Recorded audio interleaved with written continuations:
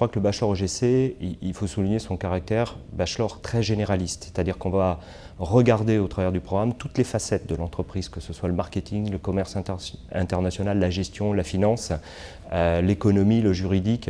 On va essayer de donner aux étudiants une culture d'entreprise. Les EGC ont pour obligation de répondre aux objectifs économiques de leur région. Donc à ce niveau-là, eh bien, nous collons à la demande des entreprises en recherche de cadres et de middle managers pour répondre à leurs préoccupations et aux objectifs de compétences. Donc c'est vrai que cette formation va répondre aujourd'hui à un type d'emploi qui est très recherché, notamment dans les PME-PMI, avec en fait un niveau de cadre intermédiaire qui seront à même tout de suite, à la sortie de l'école, d'absorber en fait une partie de responsabilité, d'assumer une partie de responsabilité et dans certains cas d'évoluer vers des responsabilités plus importantes. J'ai hésité avec des BTS et au final j'ai préféré l'école de commerce parce que celle-ci pouvait m'offrir un diplôme pour moi, qui à mes yeux était un peu plus concret et permettait aussi une insertion professionnelle beaucoup plus rapide.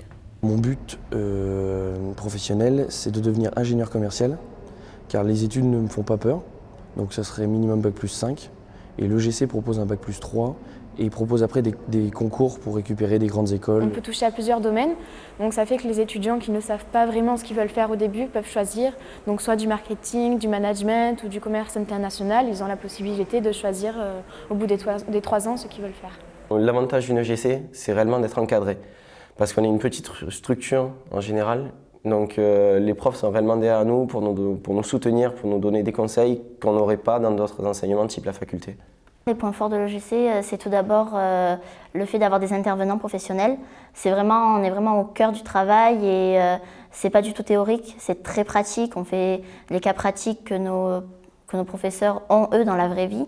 L'EGC, c'est une bonne école pour se faire des réseaux, pour avoir un bon carnet d'adresses, par le biais des stages donc, qui nous permettent d'avoir des adresses, et également par le biais des forums que l'école peut organiser. Je suis venu chercher ici l'expérience. Le plus, c'est ici, c'est les stages, ce qui fait que sur un CV, donc en matière de recrutement, on aura l'expérience conséquente qu'il faut pour être embauché.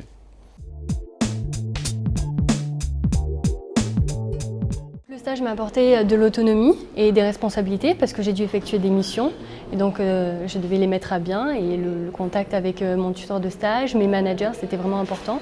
Donc je devais être capable de réaliser certaines tâches, certaines missions en anglais, donc ça c'était vraiment important et c'est une très belle expérience. Ce que j'ai appris d'important, c'est la négociation en anglais.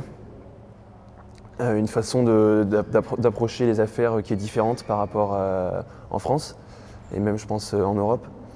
Et je pense que c'est quelque chose qui va m'apporter ensuite beaucoup pour mon projet professionnel. Sur un CV, je pense que c'est une plus-value puisque ça montre une mobilité de l'étudiant aussi.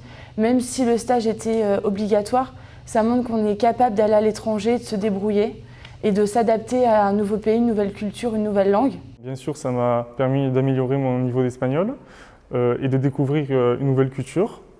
Moi, quand je suis arrivé en Espagne, j'avais un niveau assez faible en espagnol.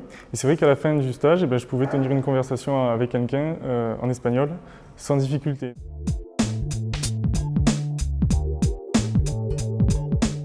Le parcours EGC nous paraît complètement adapté à la PME, particulièrement compte tenu de la polyvalence que les jeunes ont par rapport à nos besoins d'entreprise.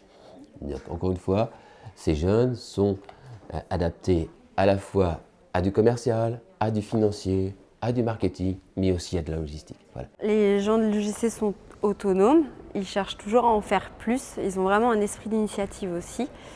Et ce qui fait aussi leur différence, j'en ai pas parlé tout à l'heure, c'est qu'ils aiment travailler en groupe en fait.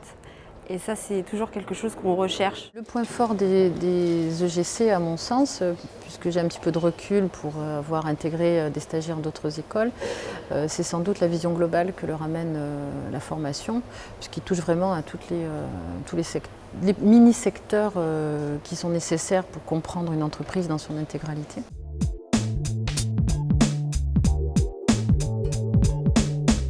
ans de l'école, je me suis sentie opérationnelle tout de suite grâce aux différents stages que j'ai pu effectuer, dont 2 en centrale d'achat. Et je pense que c'est vraiment ça le point fort de l'école, c'est ce côté pratique et terrain qu'on a au cours de ces 3 ans.